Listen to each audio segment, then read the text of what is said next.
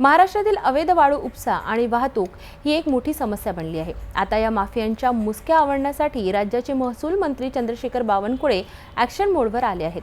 बुलढाणा जिल्ह्यातील वाळू माफियांचा बंदोबस्त करण्यासाठी त्यांनी प्रशासनाला थेट MPDA ॲक्ट अंतर्गत कारवाई करण्याचे आदेश दिले आहेत। पाहूया काय आहेत हे निर्देश आणि त्यांचे काय परिणाम होऊ शकतात।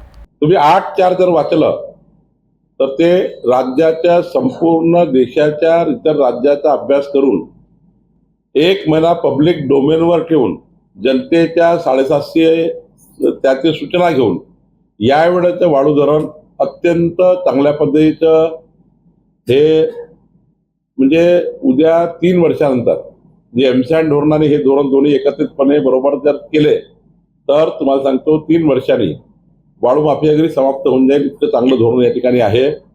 एमसँडवर राज्य न्यायचं आहे, मोठ्या प्रमाणावर कृत्रिम वाळूवर राज्याला शिफ्ट करायचं आहे। एका राज्यात जसं आता काल 100 क्रेशर जालना जिल्ह्यामध्ये लावण्याचा निर्णय एमसँडचे कृत्रिम वाळूचे, नैसर्गिक वाळू हा पर्याय नाहीच आहे। आपण आता ते वर्षानुवर्ष चालू आहे, ठीक आहे। इतर राज्यांनी मुंबईच्या संपूर्ण आजूबाजूला काय नैसर्गिक सँड नाहीच आहे, कृत्रिम वाळू आहे। आपलं राज्य हे फक्त 4-5-10 जिल्ह्यातच या ठिकाणी मोठ्या प्रमाणावर स्कॅन्डल आहे। हे स्कॅन्डल आपल्याला या ठिकाणी तुम्हाला जालन्यात दिसेल, बुलढाण्यात दिसेल, गोंदियात दिसेल, भंडारा दिसेल, जिथे नद्या आहे त्या नद्यावर असणारं हे स्कॅन्डल आहे भूमाफियाचं। आणि भूमाफियाला जोपर्यंत प्रशासनाची मदत राहत नाही तोपर्यंत हे जे भूमाफियापेक्षा सँड माफिया, मी SP ला सांगेल 50% MPDA का करत नाही SP ने 50 MPDA केले पाहिजे। 50 MPDA आता जालना कलेक्टरने करायला ठरवला। वाळू माफियाला MPDA कायदा लावता येतं। एक दिवस जरी पकडला तरी MPDA आणि त्याची ट्रेस सोडली, जर उद्या माननीय SP साहेबांनी उद्या ट्रेस सोडली, वाळू माफियाला पकडलं, त्याचा मोबाईल कुणाकुणाशी कनेक्ट आहे, एका मिनिटात तुम्हाला 50 लोक दिसतात वाळू माफिया आहे। मी SP साहेबांना विनंती करणार आहे की तुम्ही MPDA मध्ये 50 वाळू माफियाला टाकलं पाहिजे। एकदा सुरुवात केली ना प्रशासनाने सारं संपू शकतं, एवढी क्षमता आहे। तेच मी सांगतोय की जोपर्यंत आमचा अधिकारी त्याच्यामध्ये निघत नाही बाहेर यातून तोपर्यंत ही वाळू माफियागिरी चालणार आहे। आमच्या अधिकारी महसूल आणि पोलिसांनी ठरवलं की वाळू माफियागिरी चालू द्यायची नाही।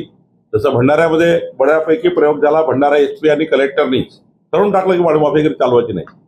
त्यांनी संपूर्ण ट्रॅक त्या ठिकाणी हे बंद करून टाकलं। नागपूर SP ने धडाधड MPDA लावणं चालू केलं।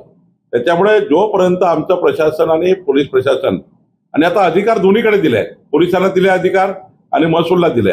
महसूलनी कारवाई करायची, सोबत पोलिसांनी करायची, आता दोघांनी कारवाई करायची आहे।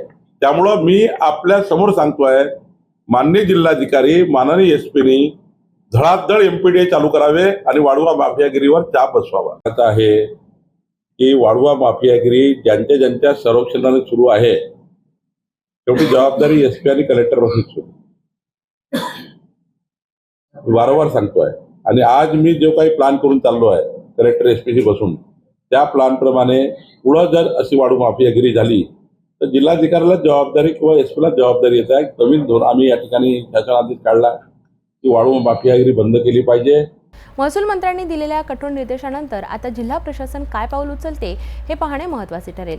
MPDA कायद्याअंतर्गत कारवाई सुरू झाल्यास वाळू माफियांना जरब बसेल अशी अपेक्षा आहे। हा निर्णय बुलढाण्यातील वाळू उपसा थांबवण्यासाठी किती प्रभावी ठरतो हे त्या काळात स्पष्ट होईलच।